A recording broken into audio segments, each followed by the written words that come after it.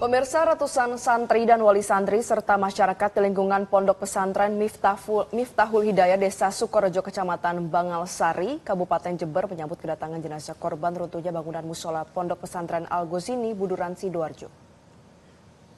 Setelah melalui proses identifikasi tim DVI Polda Jawa Timur, jenazah santri korban runtuhnya bangunan musola Pondok Pesantren Al-Ghazini Buduran Sidoarjo akhirnya tiba di rumah duka pada Jumat malam sekitar pukul 23 waktu Indonesia Barat.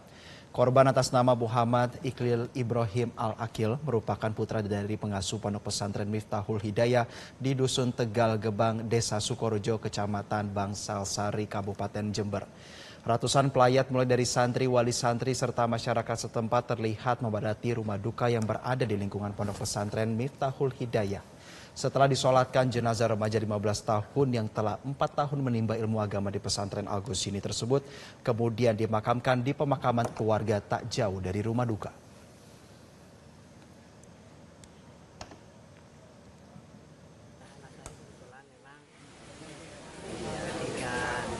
Dari pondok, anaknya memang dari mulai mondok pertama kali memang tidak pernah mengeluh dan selalu apa adanya jadi gitu. Jika pulang memang jamaahnya anaknya sering jamaah, tidak pernah putus dari jamaah. Sementara itu pemirsa, para santri akan kembali mondok dalam beberapa minggu ke depan untuk memulai proses belajar mengajar kembali pasca kejadian ambruknya musola Ponpes Al-Ghazini.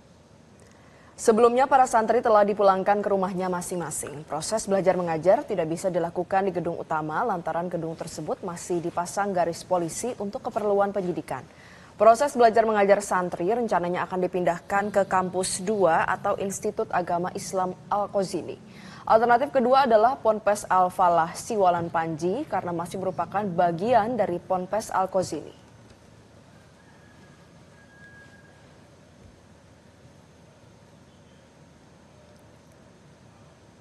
Untuk para santri memang secara otomatis pulang dengan seizin para pengasuh dan rencananya 2-3 minggu ke depan sudah diperbolehkan untuk kembali dan sudah dirancang persiapan agar terus ada proses belajar mengajarnya tidak terhambat. Pemirsa, proses identifikasi jenazah santri korban ambruknya bangunan di Ponpes Al-Ghazini Sidoarjo, Jawa Timur terus dilakukan di Rumah Sakit Bayangkara, Surabaya. Informasi selengkapnya akan disampaikan jurnalis Metro TV, Rudi Pardosi dari Surabaya, Jawa Timur. Rudi, selamat pagi. Ada berapa banyak korban yang belum teridentifikasi? Ya, selamat pagi Jose dan juga Vale. Dapat kami sampaikan bahwa hingga saat ini masih terdapat 14 kantong jenazah yang belum berhasil teridentifikasi oleh tim DVI. Sementara hingga saat ini korban meninggal yang sudah berhasil diketahui identitasnya berjumlah 50 orang.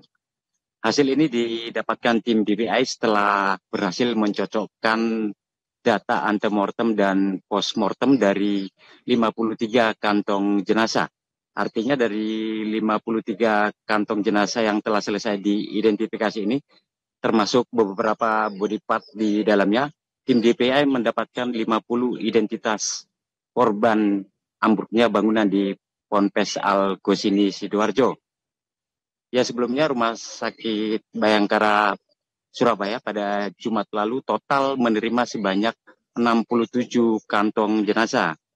Dan pada saat memberikan keterangan pers pada Jumat malam tadi, tim DPI menyatakan bahwa proses identifikasi memang akan semakin sulit dikarenakan kondisi jenazah yang semakin buruk, sebab tim DPI saat mengambil DNA dari korban sudah tidak terlalu banyak karena kondisi jenazah yang kurang baik.